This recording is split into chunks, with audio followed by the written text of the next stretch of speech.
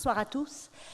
Permettez-moi tout d'abord de remercier le groupe OCP, l'Université Mohammed VI Polytechnique, ainsi que les organisateurs pour m'avoir invité à cet événement Impulse.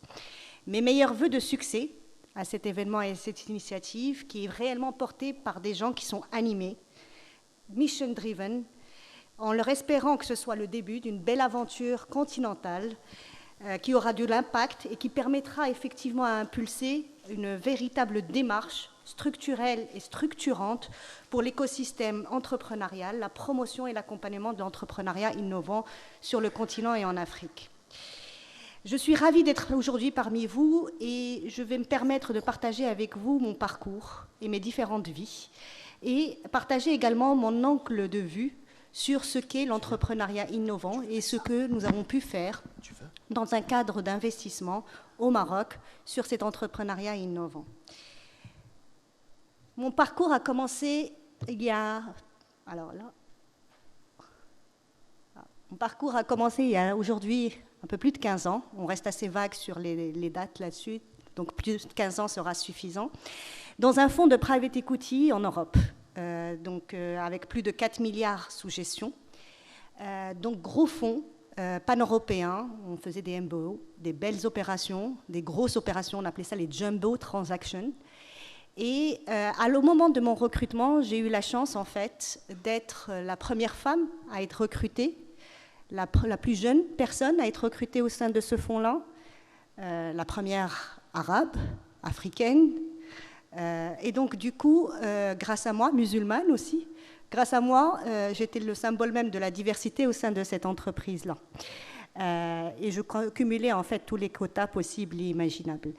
Cette expérience a été une des expériences les plus enrichissantes qu'ils puissent connaître.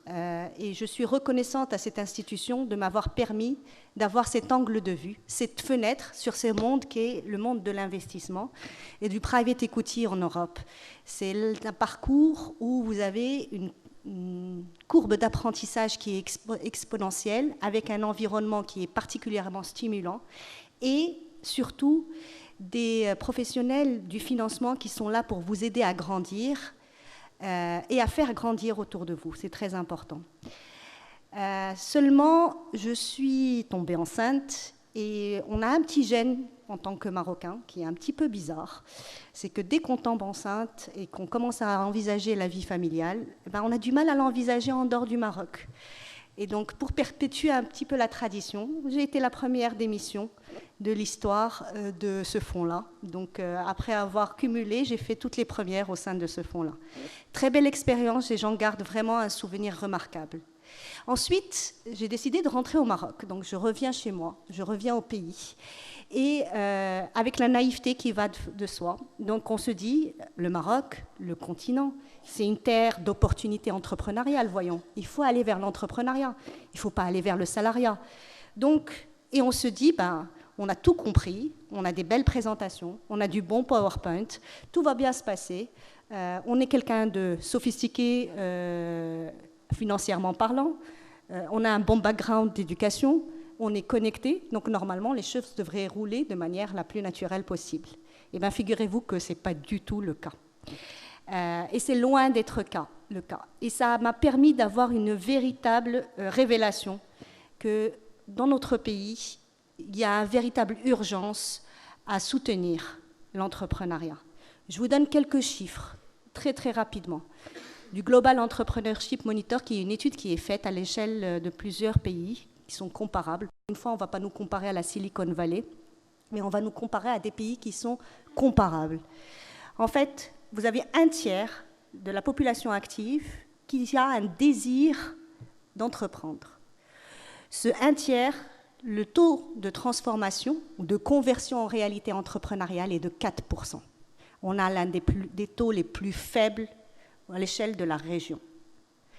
Et pire que ça, notre entrepreneuriat, non seulement n'arrive pas à convertir, mais en plus, cet entrepreneuriat, malheureusement, est un entrepreneuriat qui n'est pas créateur de valeur. C'est un entrepreneuriat de subsistance alimentaire qui ne va pas aller chercher l'innovation Et ça, c'est triste, parce que nous avons besoin de créer de la valeur, et nous avons besoin de créer de la valeur pour notre pays, pour notre région et pour notre continent. Donc c'est là devenu, en fait, une véritable vocation pour l'entrepreneuriat, où je me suis beaucoup engagée, et je me suis engagée au sein de la CGM, effectivement, pour pouvoir porter la voix de l'entrepreneuriat, de l'innovation et de la start-up. Et donc après cette expérience entrepreneuriale qui, je vous l'avoue, a été l'expérience la plus compliquée dans ma vie professionnelle, je pense que j'en ai retiré 3 enseignements principaux. Le premier, c'est que PowerPoint et Excel, ça ne marche pas. Deuxième enseignement, il faut une grande capacité d'adaptation, et encore plus sur nos marchés de l'entrepreneur. Il faut pouvoir réagir rapidement par rapport aux signaux que vous envoie votre marché et s'adapter, se réinventer de manière continuelle.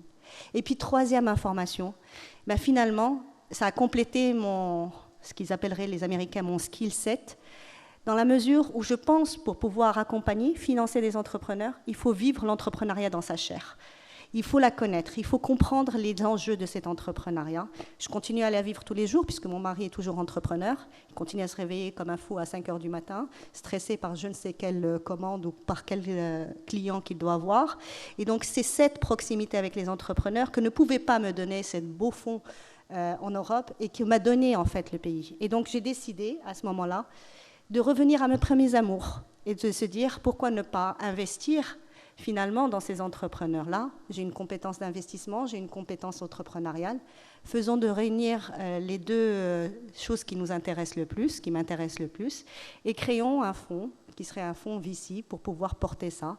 Ça a été possible grâce à une initiative de la Caisse centrale de garantie, qui est l'initiative Innovinvest, et dans laquelle on a été intégré, et ce fonds a existé. Alors la question que se sont posées mes collègues est une européens, mes ex-collègues européens, est une question qui est tout à fait légitime et que je partage avec vous.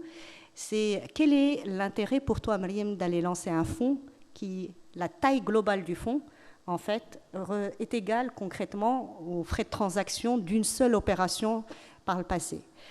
Eh bien, la réponse que j'avais à l'époque, c'est que de dire, je fais malheureusement ou heureusement partie d'une génération qui recherche un sens. On cherche non seulement du profit, mais on cherche du sens à nos actions et avoir de l'impact. Aussi petit soit-il cet impact-là, c'est important de l'avoir parce qu'il fait partie concrètement de notre algorithme global en tant que personne. Donc ça, c'est quelque chose de très, très important.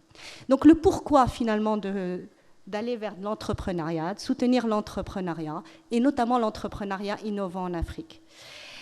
Alors, je vais partager avec vous quelques chiffres qui sont très, très révélateurs. Donc, 62% de la population en Afrique est âgée de moins de 25 ans.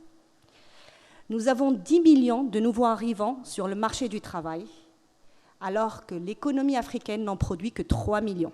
Vous avez 7 millions qui disparaissent. Où vont-ils ?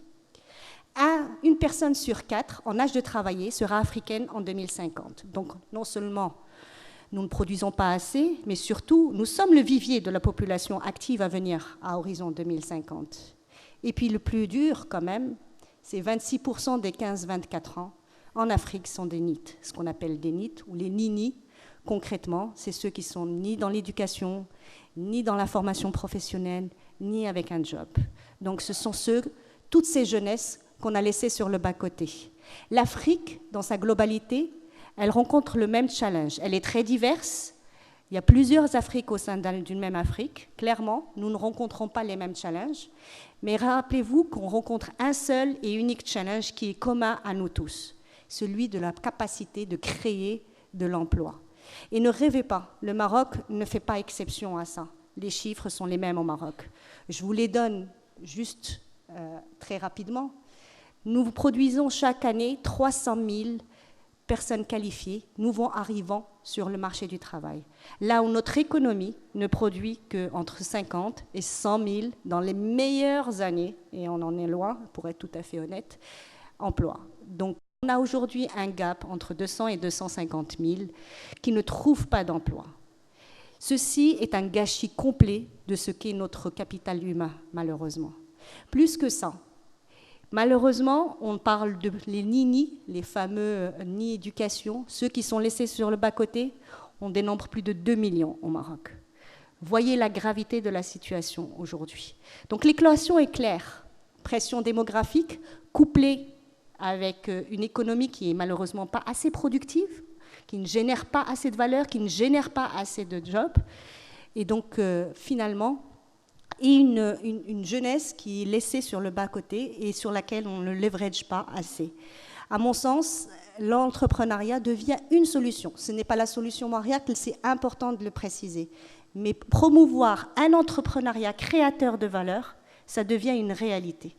Bon, maintenant que j'ai plombé un petit peu l'ambiance de tout le monde, la question qui se pose réellement, c'est qu'une fois qu'on a ces chiffres-là en tête et qu'on voit la réalité de notre continent et de notre pays plus particulièrement, quels sont en fait, comment faire pour que ces risques-là, excusez-moi, je vais reprendre mon côté un peu financier, cette liability devient un asset.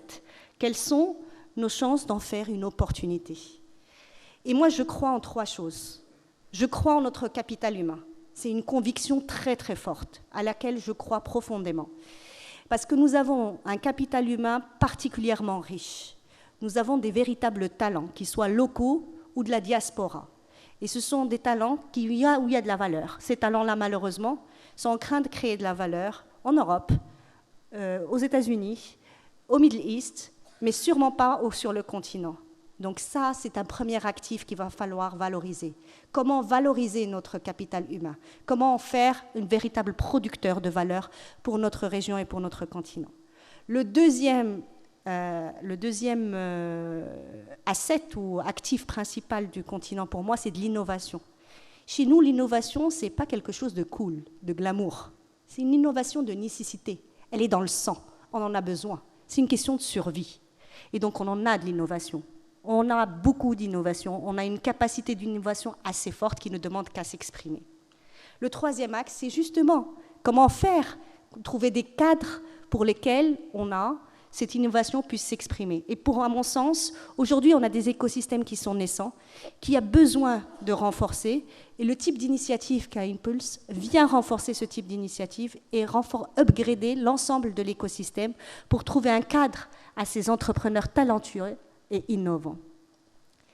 Et donc là, vous allez me répondre, c'est bien beau, toutes ces slides, toutes ces bonnes intentions tout de suite.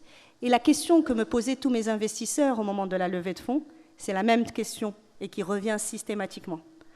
Y a-t-il assez de pipeline au Maroc? Y a-t-il assez d'entrepreneurs talentueux? Y a-t-il effectivement de l'innovation? Et ils n'y croient pas. Alors, ça peut être des discussions infernales qui ne se finissent pas concrètement. Et la manière dont on a résolu ce problème-là avec l'équipe, c'est qu'on s'est dit, comme une start-up, on est convaincu de quelque chose, faisons notre proof of concept. Montre-leur que ça existe effectivement et faisons la démonstration par l'épreuve pour arrêter ce discours et cette réflexion et cet argumentaire stérile. C'est ce qu'on a fait et on a lancé un fonds qui maintenant a 9 mois d'exercice. Et je partage avec vous les premières expériences qu'on a fait au bout de 9 mois d'exercice. Nous avons closé en septembre de l'année dernière. Au bout de 9 mois, on a revu 300 opportunités, regardé et analysé 125 opportunités, closé 3 investissements et déjà déployé 30% de nos fonds. Donc oui, la réponse est oui. Nous avons des entrepreneurs talentueux.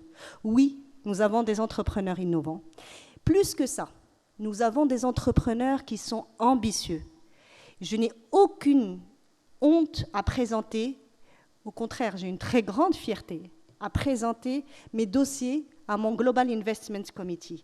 On fait partie d'un fonds qui est un fonds global, qui est basé aux États-Unis.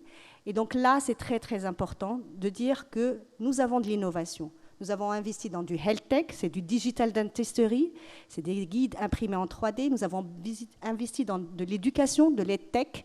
Ce sont des classes virtuelles pour préparer au concours de grandes écoles. On a investi également dans de la fintech, dans le segment du courtier boursier en ligne 100% et gratuit.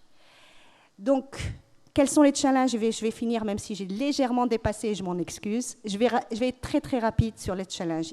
Le chemin reste encore très, très long. Les prémices positif, mais il va falloir encore continuer. Et les challenges, donc le terme mass challenge est bien choisi pour le coup, parce que c'est un challenge de masse auquel on va avoir à faire face en Afrique. Le premier challenge, c'est retenir nos talents. C'est une véritable hémorragie. Ceci est très très important pour nous tous. Il faut arrêter l'hémorragie. Il faut non seulement retenir nos talents, mais le challenge 2, il faut leur trouver des cadres dans lesquels ils se retrouvent, ils se reconnaissent. Donc, il faut massifier l'approche pour le développement d'un entrepreneuriat innovant qui est créateur de valeur pour le continent. En Europe, c'est 55% qui sont accompagnés dans un incubateur accélérateur. Au Maroc, c'est 12%. Et enfin, le dernier challenge et le plus important pour nous, ça va être l'output de tout ça. C'est créer les fameuses unicornes, qui chez nous, ce sont des zèbres cornes, et pour inspirer les futures générations d'entrepreneurs africains. Merci beaucoup pour votre attention à tous. Merci beaucoup, Myriam. C'était fascinant. Merci. Myriam nous a rappelé l'urgence de la situation. Rappelez-vous ces chiffres. 300 000 personnes que la démographie fabrique chaque année, met sur les marchés de l'emploi, et puis 50 à 80 000 emplois par année qui sont produits par l'économie. Ça veut dire jusqu'à 220 000 personnes qui ne trouvent pas d'emploi.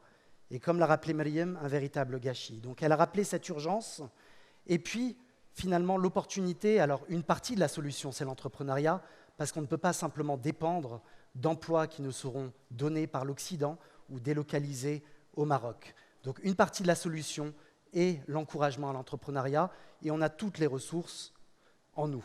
Donc merci beaucoup, Myriam.